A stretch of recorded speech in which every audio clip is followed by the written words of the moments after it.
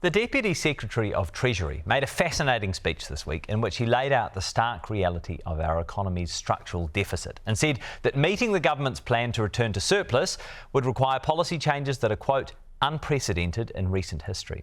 Economist Ganesh Nana is with us this morning. Tēnā koe, thank you for being here. I'm going to start with the big question. Is New Zealand's current fiscal model sustainable over the long term? It's a question of what you mean by its fiscal model. You know, I'm just going back to that quote that you pulled out. The economy has a structural deficit. I'm not sure why you then focus on the government's deficit. The two are totally different. The fiscal model, the government revenue spending, is it sustainable in the long term? It depends on what you want the government to actually do. It depends on what you want the government to actually deliver. We've never had that conversation. Have that first, then we can start asking about whether it's sustainable in the long term, because obviously if you want the government to deliver hospitals in Dunedin, it needs to get some revenue for it, or it needs to borrow. That's the model. Sustainable model that question can only be answered if you are actually aware of what you want the government to deliver. Well, let's assume then that most New Zealanders would expect the government to deliver something akin to the services we have received in the last 4 or 5 decades. Healthcare, education, some form of infrastructure. Well, then and I think that's what the Treasury DepSec was talking about in terms of a structural deficit, because those services have changed over the last 3, 4, 5 decades. And what we're seeing is in particular in health, but also in education, a lot more expensive services being required and being asked for. The deficit has been created because New Zealanders as a whole have not been prepared. To put it bluntly, we've not been prepared to pay for that. We're demanding it, but we're not prepared to shift the resources away from other stuff towards meeting that. And so the government is being pilloried for being in deficit. OK, I'm going to read that line in full so that people can see the context. Quote, the Treasury's latest forecast assume that most of the return to surplus, which would be 2027, 2028, surplus, yes, will be driven by declines in per capita government consumption. So that effectively means government spending. The implied speed and size of this decline is generally unprecedented in recent history in New Zealand. So how do you interpret that? Well, that basically means the government is going to deliver less per head of population, deliver less in terms of health and education and all of those other services that you said that most of us I would say most of us sort of took it as our birthright over the last 3, 4, 5 decades. And it definitely was the country that my parents came to. Yeah, that's right. No, Nicola Willis said in response to that this week, quote, what is instead required is that the government continuously looks at how it can spend effectively and support the needs of its population, and that cuts aren't the only lever available. So what other levers could be options then? Well, I worry about the fixation on government. Well, one of the biggest levers obviously is tax. We've got to talk about tax, but also borrowing, and government borrowing to pay for not the services, but for the infrastructure that will set us up. Capital spending. Capital spending. You're talking about Dunedin Hospital. You're talking about, cuts in per capita spending. That means we're going to employ less doctors and less nurses. But you need the hospitals themselves to build as well. That requires government to borrow, and that's government. Now, all of that is focusing on government, but you're leaving aside the critical element in the economy, or missing it if you talk about economic structural deficit, is our deficit as a nation to the rest of the world. You call it the external deficit, and a big part of that is not government, it's you and me. In the private sector, being in deficit, basically, and I don't want to simplify it too much, but basically our love affair with housing. We buy and sell, we borrow from a board to buy inflated house prices, or buy the house next door at an inflated price, and we keep doing that on a cycle. The result is that we are in hock to the rest of the world. It's not government, it's you and me. And government debt is a relatively small proportion of that. It's not government debt that's the problem. The economic structural deficit is our inability to pay that external debt.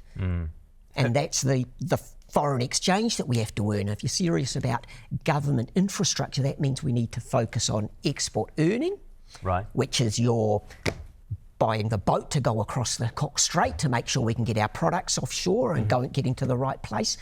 Roads, if you like, other public transport, broadband infrastructure, the IT network, comms, all of that infrastructure doesn't come cheap, and dare I say, doesn't give you a rate of return in the next couple of years, and probably not the next 5 years or even the next 10 years. But that's the economic structural deficit that we should be talking about, not the government's fiscal balance. Interesting. Okay, there are a couple of other little government parts I want to ask you about. Oh, just so we have the kind of broad perspective here. So when it comes to tax as a lever that the government could pull theoretically in order to increase revenue, this is what the Treasury said, quote, raising additional revenue has economic costs as it affects decisions to work, save and invest in the economy or ourselves. However, successive increases in taxes over time would be required unless actions were also taken to manage demographic expenditure pressures. So talk to us about the demographic expenditure pressures. Well, we're all getting older. That's sad, isn't it? As more of us get older as a proportion of the population, our demand for services, our tastes and preferences change. When I was young, I wanted to, food and drink and party. I wasn't much of a party, but food and drink. Now you're getting older, you're going to access more health services. There's a shift in the population, there's a shift in the economic in the structure of the demand that the economy needs to deliver for. Now, you got two choices, public sector or private sector. If they want the public sector to meet those demands, then effectively we've got to pay for that through taxes. If it's going to do the private sector, now if that's a model you're comfortable with, that's fine, but the private sector will only deliver for those who can afford it. That's not a model that I would argue not many New Zealanders would be comfortable with. So by definition, it means we as a nation, it's not tax taking away from you, it's we need to deliver more resources to government to enable them to deliver the services that we are demanding. Debt was the other issue raised in that Treasury speak this week. Quote, the current trajectory of debt is concerning. New Zealand's currently running a fiscal deficit of about 2.4% of GDP. It's structural, meaning it is not solely the result of the current economic downturn.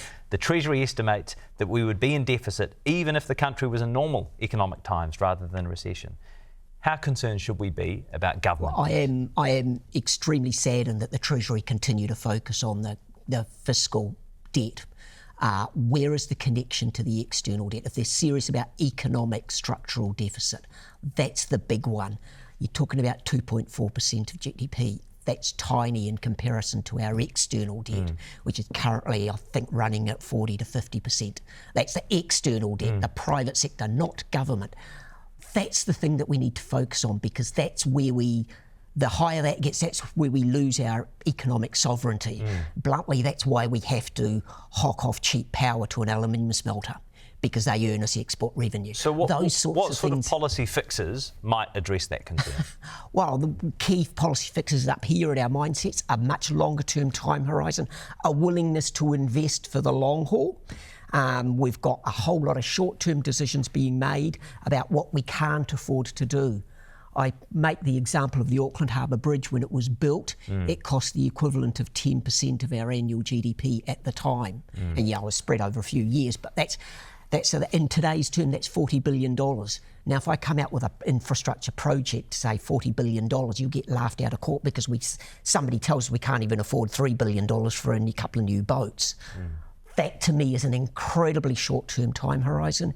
It's an incredibly lack of vision type perspective in terms of wanting to set ourselves up to build for the future. Similarly, whether it be Dunedin Hospital, similarly, whether it be other forms of infrastructure that we've neglected for the last 10, 15, 20, 30 years. To what extent can we rely on economic growth to dig us out of the hole? I would say we're fooling ourselves if you think you're going to do that. We're facing significant constraints in terms of real resource constraints in terms of economic growth. The whole world has. There is a section of our economic community, and I'm probably thinking about that as well, about are we going into a post-growth type cycle where we actually got to think about growth, not in the sense of more, but growth in the sense of better. So I don't want more milk, I want better milk, something that's actually going to improve my lifestyle, improve my medical situation. Do you mean like value add, or do you mean value add is taking growth in the broadest possible growth in the broader sense? At the moment, we've always talked about growth as more. Yeah. I want growth as better. So I actually want to have better food that is distributed across all of New Zealand rather than just more food which we have to export. There is no reason, and the thing that really hurts me is that there is no reason in a country that produces so much food that we've got people who go hungry. And that is a shame. It's a shame on not just our country and in particular on the economics discipline, because as economists we should be able to solve that simple problem. We haven't. Well, thank you very much for your time. Thank you. We really appreciate it, Ganesh.